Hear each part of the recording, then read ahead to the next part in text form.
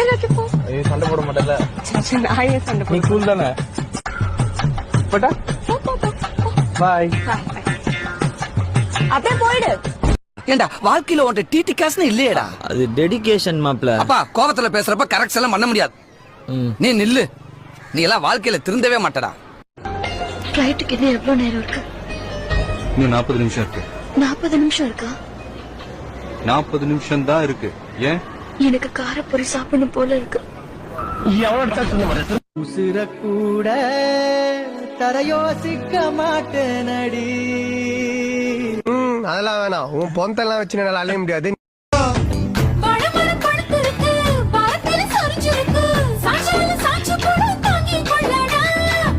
அலமரம் விழுதிருக்கு, அடிக்காலம் பொழுது இருக்கு, அதையே காத்திருக்கு உன்னை தொடத்தா.